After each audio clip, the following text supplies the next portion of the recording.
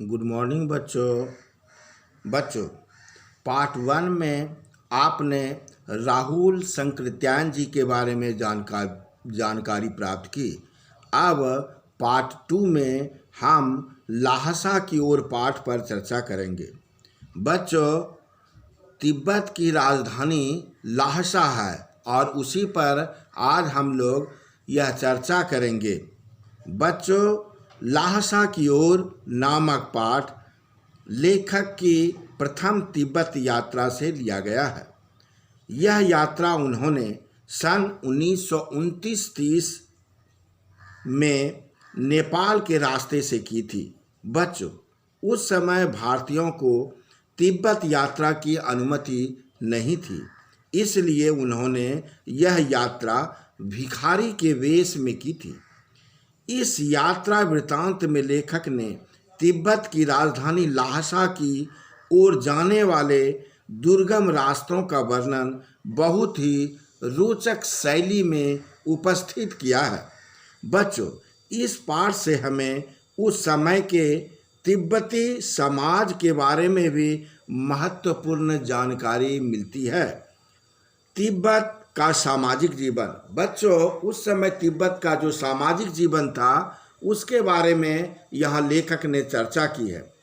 यहाँ जाति पाति और छुआछूत की भावना नहीं थी उस समय, यानी तिब्बत में किसी भी प्रकार की जात पात की भावना नहीं थी। यहाँ औरतें पर्दा नहीं करती थी, वहाँ की औरतें भी पर्दा सिस्टम कुछ नहीं था। वहाँ कोई अपरिचित व्यक्ति भी घर के अंदर आ सकता है।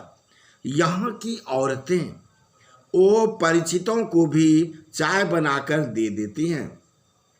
यदि यात्रियों को कुछ संदेह हो तो वे अपनी चाय खुद भी बना सकते हैं।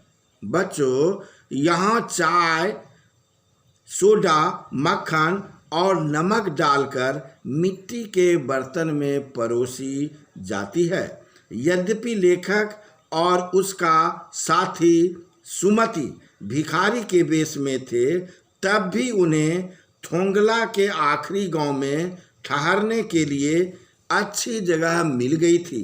परंतु 5 साल बाद जब लेखक इसी रास्ते से लौटे तब वे भिखारी के वेश में नहीं थे, एक भद्र वेश में थे, भद्र यात्री के वेश में थे। फिर भी किसी ने उन्हें ठहरने की जगह नहीं दी।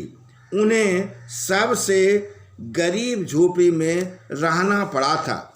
बच्चों, तिब्बत में 16-17 हजार फीट की ऊंचाई पर स्थित डांडा एक खतरनाक स्थल है।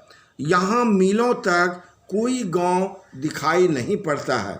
यह डाकुओं के लिए सुरक्षित स्थान माना जाता है। यहाँ डाकू किसी का सामान लूटने से पहले उसे जान से मार देते हैं।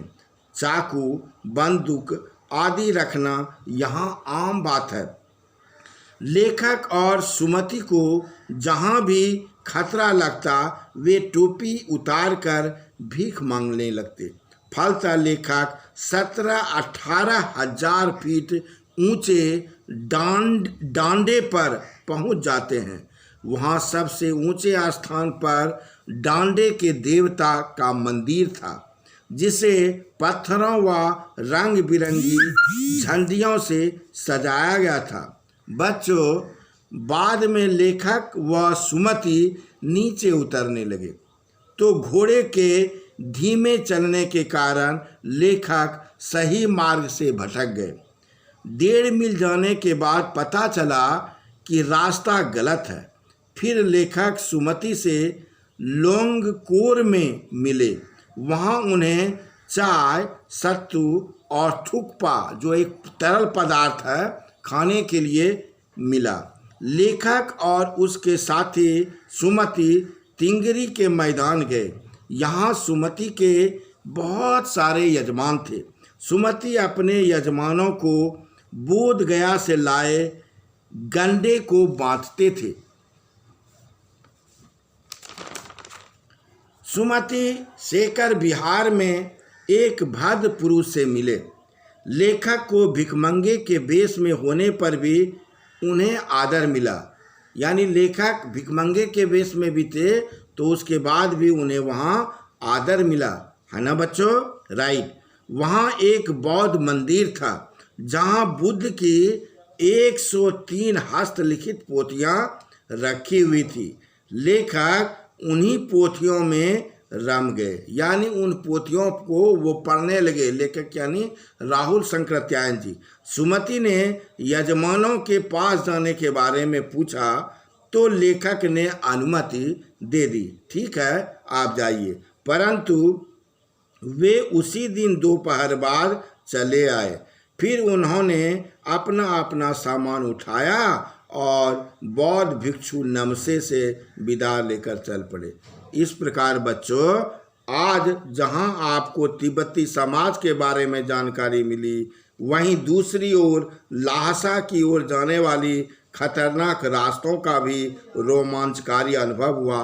धन्यवाद बच्चों, फिर हम दूसरे क्लास में मिलते हैं।